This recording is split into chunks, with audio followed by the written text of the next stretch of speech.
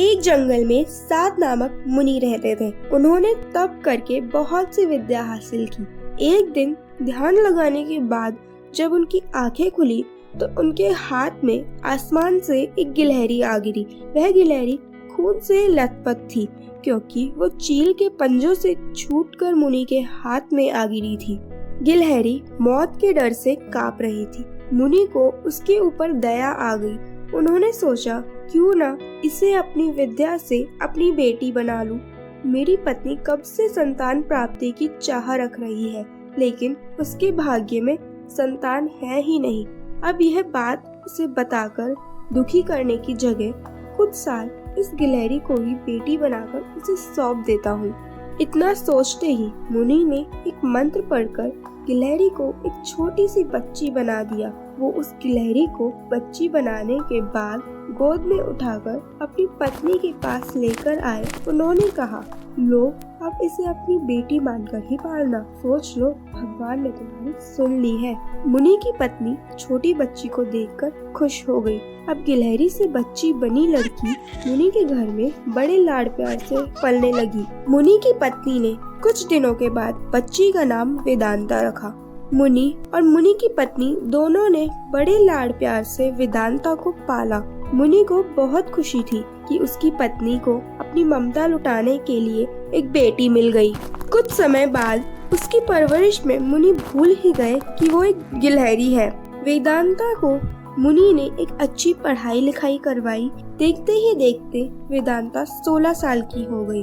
अब मुनि की पत्नी को अपनी सुंदर बेटी की शादी करवाने की चिंता होने लगी। उन्होंने यह बात मुनि से की। अपनी बेटी की तरफ देखते हुए मुनि को भी लगा कि इसका विवाह हो जाना चाहिए। मुनि ने अपनी पत्नी से कहा कि तुम चिंता मत करो, मैं इसके लिए योग्य वर ढूंढ लूंगा। मुनि को लगा कि मेरी बेटी बहुत सुंदर है और उसकी शिक्षा दीक्षा भी अच्छी हुई है, इसलिए उन्होंने अपनी सिद्धि से सूर्य देव को पुकारा। सूर्य देव ने मुनि को प्रणाम किया और बुलाने की वजह पूछी। तब मुनि ने कहा, मेरी बेटी विवाह योग्य हो गई है, मैं चाहता हूँ कि आप इसके पति बने। सूर्य देव ने कहा, आप एक बार अपनी पुत्री से पूछ लीजिए, अगर उसे मंजूर है तो मेरी तरफ से भी हाँ है। तब वेदांता बोली, पिताजी यह बहुत गर्म है, मैं इनके पास नहीं जा पाऊंगी। मुनि ने वेदांता से कहा, कोई बात नहीं, हम दूसरा वर देख लेंगे।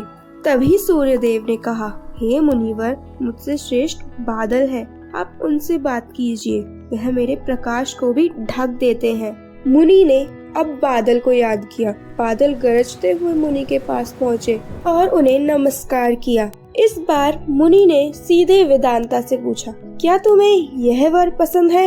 वेदांता ने जवाब दिया, पिताजी मेरा रंग गोरा है और इनका काला, हमारी जोड़ी अच्छी नहीं लगेगी। तब बादल ने मुनि से कहा, आप पवन देव को बुलाइए, वे मुझसे श्रेष्ठ है, उनमें मुझे उड़ाकर इधर उधर ले जाने की ताकत है। अब मुनि ने पवन देव को स्मरण किया। पवन देव के आते ही मुनि ने अपनी बेटी से पूछा, क्या आपको यह वर पसंद है? वेदांता बोली, पिताजी यह तो एक जगह ठहरते ही नहीं है, इनके साथ मैं घर कैसे बसा पाऊंगी? इस बार मुनि ने पवन देव से पूछा, मुझे अपनी पुत्री के लिए वर की तलाश है, आप बताइए आपसे श्रेष्ठ कौन है?